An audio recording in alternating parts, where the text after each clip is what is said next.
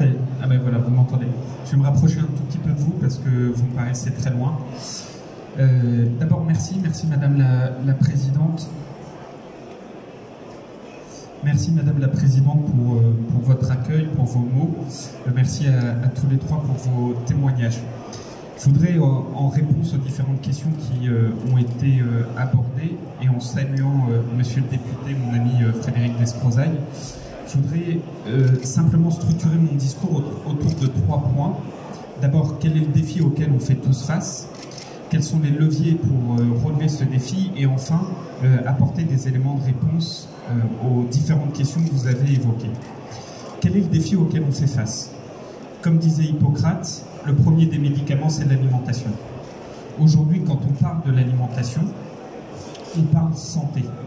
Quand on parle agriculture, d'ailleurs, on parle aussi santé. Vous savez, c'est cette dynamique qu'on crée qui s'appelle la dynamique d'une seule santé qui lie la santé animale, la santé végétale et la santé humaine.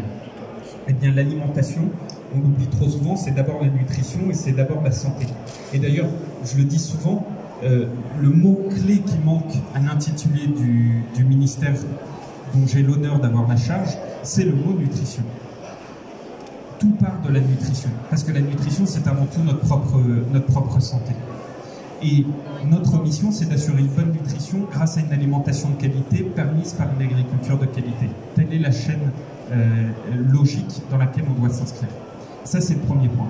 Le deuxième point, c'est qu'aujourd'hui, la restauration collective, elle fait face à cet enjeu de monter en gamme, de monter en qualité dans le volet nutritionnel qu'elle donne à celles et ceux auxquels cette restauration collective sert des repas.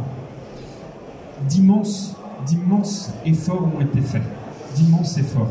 On le voit bien, la dynamique elle est vraiment enclenchée, on a pu le voir dans les différents stands qui sont là, et il faut le dire, il y a une très forte dynamique enclenchée par la restauration collective pour que dans cette restauration collective, on ait accès à des produits de qualité. Mais notre combat, en tout cas mon combat politique, il est très clair, c'est donner accès à l'alimentation de qualité à nos enfants dans les cantines, à l'ensemble des personnes qui vont dans des restaurants administratifs ou à l'ensemble des personnes qui vont dans la restauration collective privée. Donner accès à de l'alimentation de qualité. Alors quand on rentre dans le détail, face à cette ambition, on se rend compte qu'on a des défis absolument énormes. Vous l'avez dit, Madame la Présidente, sur l'atteinte de la loi Egalim. On peut le dire, on a un bon indicateur, c'est le pourcentage de viande importée dans la restauration collective. Aujourd'hui, le pourcentage de viande importée dans la restauration collective, il diminue, et on en parlait avec votre représentant d'Île-de-France il y a peu, il diminue. Il y a quelques années, on était à 70%, aujourd'hui on doit être aux alentours de 40%. Ça prouve que la dynamique est là. Enfin, ça veut dire qu'il reste un chemin très important à parcourir, tout simplement parce que d'un point de vue nutritionnel, un poulet brésilien, un poulet ukrainien n'a rien à voir, d'un point de vue nutritionnel, à un poulet d'une production locale et notamment un poulet français. Bon. Et donc, aujourd'hui, moi, c'est un raccourci, mais c'est important face à des sujets complexes d'avancer aussi avec des idées simples. Face à notre objectif politique commun, politique au sens le plus noble du terme, qui est d'apporter de l'alimentation de qualité, moi ça se traduit notamment en un objectif très précis, c'est renforcer la part de produits locaux dans l'ensemble des restaurations collectives. Je crois que c'est essentiel. Alors quels sont les leviers qu'on a? On a d'abord le levier essentiel, qui est le levier de la loi Egalim, d'abord Egalim, puis la loi Climat, puis maintenant la loi Egalim 2 qui arrive au Sénat dans quelques jours et qui a été votée à l'unanimité à l'Assemblée nationale il y a quelques semaines. Aujourd'hui, la loi Egalim, d'abord sa finalité, c'est d'afficher légistiquement cette vision politique que j'indiquais. C'est-à-dire au moins 50% de produits dits sous label, dits d'indication géographique, dits de qualité, dont 20% d'origine bio. On a d'ailleurs rajouté dans la loi climat un troisième critère qui est 60% s'agissant de la viande, du fait du retard qu'on pouvait prendre dans la viande, comme je vous l'ai indiqué tout à l'heure. Alors Egalim, il faut absolument le faire, j'ai pleinement conscience qu'au 1er janvier, on n'y sera pas encore. C'est pas parce qu'on n'y est pas qu'il faut justement ne pas se dire qu'on a un coup d'accélérateur à mettre là-dessus et aller très vite. Moi, l'engagement que je prends devant vous, parce que c'est souvent comme ça qu'on a trop raisonné, c'est que souvent l'État dit « faites », et puis en fait l'État n'est pas le bon élève. Et donc l'engagement que je prends devant vous, c'est de mettre autant de détermination que je peux mettre dans beaucoup des dossiers dont j'ai la charge pour faire en sorte que l'État soit exemplaire dessus. Et d'ailleurs, y compris dans les débats qu'on a eus sur la loi climat, l'objectif que j'indiquais sur la viande et le poisson de qualité à 60%, en fait on l'a fixé à 100% pour l'État. L'État dans sa globalité. Pourquoi? Parce qu'il est absolument impératif que l'État soit en première ligne. C'est ce que fait l'économate des armées, c'est ce qu'on a fait avec ma collègue de la fonction publique il y a peu, où on a réuni tous les secrétaires généraux de tous les ministères et on a indiqué à chacun d'entre eux où est-ce qu'ils en sont dans l'atteinte de la loi Egalim pour faire une sorte de compétition positive, en tout cas une belle pression dans le tube. Ça permet d'avancer et parfois ça permet d'avancer très rapidement. Le deuxième élément, et donc ce faisant je réponds à votre question sur l'atteinte de la loi Egalim au 1er janvier, j'en ai bien conscience, il faut aller le plus vite possible. Le deuxième élément, c'est que pour faciliter l'atteinte de la loi Egalim, je pense qu'on a un certain nombre de sujets de gestion, vous l'avez très bien exposé tous les deux, de gestion pour accompagner qui des gestionnaires, qui des cuisiniers qui ont un rôle incroyablement important à jouer dans le changement de certaines pratiques pour atteindre ces objectifs. On sait là aussi qu'on a des défis majeurs. Les marchés publics. Ça fait des années et des années qu'on se dit, est-ce qu'on a un problème avec les marchés publics? La réalité, c'est qu'à la fin des fins, quand on veut, on peut. Parfois, c'est plus compliqué.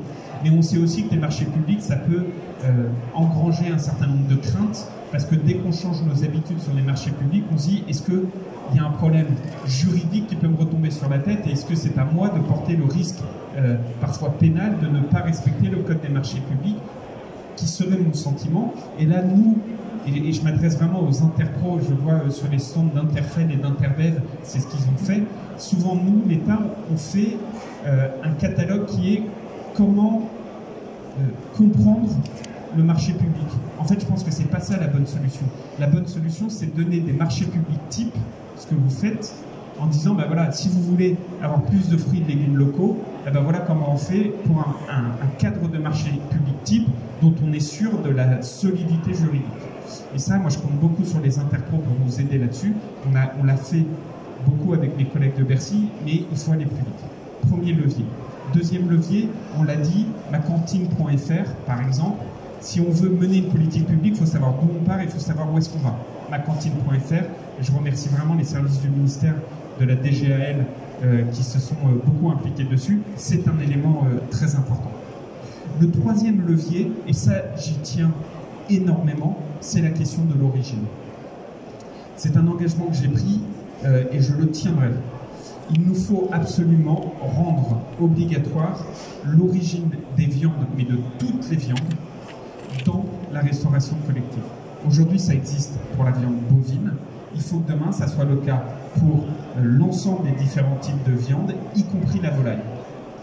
Je vous passe les détails du marathon légistique qui a été le mien et celui de mes équipes pour réussir à prendre ce décret origine. Et ça y est, on a enfin trouvé les voies et moyens de prendre ce décret avant la fin de l'année. On laissera à ce moment-là quelques mois à l'ensemble des acteurs pour évidemment pouvoir s'adapter, comme on le fait à chaque fois, pour que le plus rapidement possible en 2022, les origines de ces viandes soient indiquées. Et je crois que c'est essentiel, mais je me retourne vers des professionnels que vous êtes sur la restauration collective, notamment dans les écoles, parce que je mets beaucoup de choses à parier que l'école qui affichera que le poulet servi aux enfants c'est du poulet ukrainien ou brésilien verra beaucoup de parents d'élèves se retourner de manière interrogative en disant est-ce vraiment cela que je souhaite pour mes enfants? Et donc il est absolument nécessaire que nous puissions avancer sur l'origine. C'est quelque chose qui permettra d'aider toute la dynamique qu'on a pu voir depuis ce début d'après-midi. Quatrième levier, et Président, je vous remercie, vous l'avez évoqué, c'est ce qu'on appelle les plans d'alimentation territoriaux. Si on veut plus de produits frais, plus de produits locaux, il faut qu'on structure les circuits de distribution. Alors, il y a ces plans d'alimentation territoriaux, vous nous demandez de les appuyer, vous avez mon plein engagement de les appuyer. Juste un chiffre sur ces plans d'alimentation territoriaux. Pendant les 4 années précédentes, on avait mis pour ces 4 années 6 millions d'euros pour soutenir les plans d'alimentation territoriaux. Tant et si bien qu'en 2017, on avait 15 plans d'alimentation territoriaux. Depuis un an et pendant encore un an, sur ces 2 années, on est 80 millions d'euros pour financer les PAT. Et au moment où je vous parle, on doit être entre 350 à 400 plans d'alimentation territoriaux qu'on développe partout. Ça marche du tonnerre, ces plans d'alimentation territoriaux. Et donc on est parti de ces dynamiques locales qui marchent et il faut absolument les pousser. 5e levier, très important, c'est la question des financements.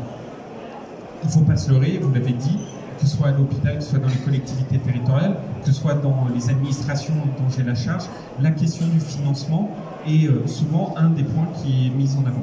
Sur cette question des financements, là aussi, il faut être très opérationnel. C'est d'abord un choix que fait le gestionnaire, et donc celui qui est en charge du gestionnaire. C'est ce qu'on appelle les arbitrages budgétaires, on a tous à en faire, mais c'est un choix, est-ce que oui ou non je le mets. Le deuxième élément, il faut faire très attention au fait qu'à la fin des fins, l'alimentation a un coût. Et j'insiste dessus, l'alimentation a un coût. Et je dis ça parce que, y compris, j'ai eu l'occasion de le dire à certains de mes collègues du gouvernement, vous savez, on a développé par exemple le petit déjeuner à 1 € ou le déjeuner à 1 €. On les a appelés comme ça. Je pense que c'est une erreur. On doit appeler ça le petit déjeuner au reste à charge à 1 €. Mais ce qui est très différent, parce que ça évite de croire qu'aujourd'hui, il est possible de faire une alimentation qui ne coûte rien. Une telle alimentation, ça n'est pas une alimentation de qualité. C'est peut-être des produits importés, issus de systèmes de production dont on ne veut pas chez nous. Et donc, c'est très important. Ça veut dire que sur ce volet financement, il y a évidemment des arbitrages que chacun d'entre nous devons faire. Il y a également la reconnaissance qu'une alimentation de qualité a un coût. Et puis, il y a aussi parfois lutter contre des idées préconçues sur le fait qu'un produit frais, un produit local est nécessairement plus cher. C'est vrai dans certains cas, et nécessairement plus cher. Faites le test à titre personnel. Quand vous comparez un plat cuisiné, surtransformé, importé, son coût versus l'achat des propres nutriments, aliments, et que vous le faites vous-même, parfois l'équation, elle n'est pas si simple que ça, et elle est parfois contre-intuitive par rapport à ce qu'on nous a raconté. Mais dans la restauration collective, ce qui est sûr, c'est que globalement, si on veut de l'alimentation de plus grande qualité, oui, ça coûte plus cher. Encore une fois, il faut le dire, et il ne faut surtout pas chercher à le minimiser. Et donc, ça veut dire là aussi faire ses choix, améliorer, et moi je salue toutes les initiatives qu'on a pu voir, comme les associations de réseaux d'achat, etc., qui permettent en partie de faire face à cela. Mais à la fin, c'est une décision qu'on doit prendre. Si oui ou non, on est d'accord pour acheter de l'alimentation de meilleure qualité. Mais ça a un coût. Pas toujours à hauteur de ce qu'on a en tête, mais de toutes les manières, ça a un coût et il faut l'admettre, il faut le gérer comme tel, il faut l'optimiser avec des initiatives qu'il y a, comme on en a vu cet après-midi, et l'appliquer. 5e levier, et vous l'avez dit, c'est les outils de gestion. Je pense que les outils de gestion, c'est très important. Et je pense que dans les outils de gestion, vous l'avez dit, il faut partir des personnes clés. On sait par exemple que dans la restauration collective dans les écoles, les personnes clés, c'est à la fois le gestionnaire et c'est à la fois le cuisinier. Parfois, on sait aussi, vous l'avez très bien dit, que la responsabilité, alors ça dépend évidemment des degrés, mais la responsabilité entre l'État et la collectivité sur qui a la charge d'eux n'est pas tout à fait très claire. Et c'est un des sujets d'ailleurs qu'on est en train de résoudre avec Jacqueline Gouraud dans la loi qui porte le nom 3DS. Enfin, pour répondre à vos questions, sur la question d'Egalim le 1er janvier, je vous ai répondu. Sur la question des cantines, Qu'est-ce que c'est que ces 50 millions d'euros? Ces 50 millions d'euros, c'est un investissement qu'on met pour permettre à un certain nombre de cantines de villes de petite taille de monter en gamme dans les outils de cuisson, dans les circuits de distribution. Je vous donne juste un exemple qu'on fait, que ce soit sur les cantines ou sur les plans d'alimentation territoriaux. Il faut partir des usages à chaque fois. Aujourd'hui, si moi je suis le chef cuistot et que je dis je suis tout à fait prêt à prendre les carottes du producteur, du maraîcher d'à côté. Mais vous imaginez la différence entre aller acheter chez un grossiste un sachet de carottes prédécoupé, parfois précuit, épluché. Je n'ai qu'à ouvrir le sachet et le mettre dans la casserole, versus je reçois la cagette de carottes que je dois préparer. C'est une question pas que de coût, c'est aussi une question de temps qui est absolument énorme. Bon. Eh bien, dans ces investissements-là, ou dans ceux des programmes, des plans d'alimentation territoriaux, on finance par exemple des légumeries qui, en fait, gèrent la transformation de la carotte pour pouvoir ensuite le donner au cuistot, et que le cuistot ne puisse pas avoir cette barrière à l'entrée qui est du temps de préparation supplémentaire. Il faut partir des usages. Et pour répondre à votre question, les financements, ils sont sur 2 ans. Donc je prends bonne note du volet, mais évidemment, moi, mon sujet, il est d'aller jusqu'au bout. Sur le rôle des acteurs des cantines que vous avez évoqué, j'y ai répondu, c'est très important. Alors, sur les fruits à l'école, les programmes fruits à l'école, c'est simple, les équipes le savent bien parce que c'est souvent un sujet sur lequel je m'arrache les cheveux. Il m'en reste encore beaucoup, mais je me suis arraché énormément là-dessus. C'est un dispositif qui est un dispositif permis par des financements européens, et on est absolument nul sur la mise en œuvre de ce dispositif. On a des règles, je vous passe les détails. C'est pour ça, et vous l'avez dit, Présidente, qu'on a fait toute une revue du dispositif. C'est très important que vous puissiez y participer.